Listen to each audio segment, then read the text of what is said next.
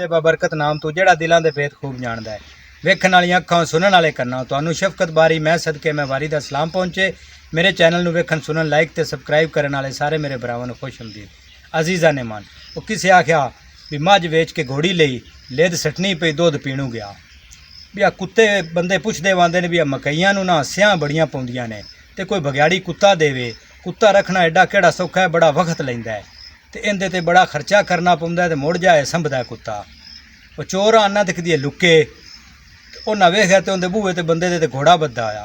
उन्हें आख्या आ जाओ ये तो पहले ही उजड़िया पिया है। इस तरह को कुत्ता देंदा कोई नहीं, जे कोई देवे तो वह बड़े एहसान भलियाई नाल अब्बल तो आंदे ने साडा को बाल लै जो कुत्ता नहीं दिपदा।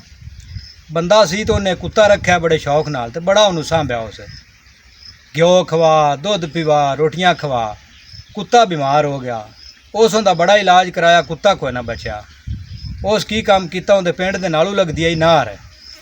उस उनके कुत्ते की चारे लत्तां बनियां ते लई गया ते वेजा नार दे कमक दिता ते मुड़ ते वापस आउंदा पिया ते कोई बंदा टकरा। उन्हें आख्या चौरी कुत्ता बच गया। आखे उता उठूगा तो बचूगा ना।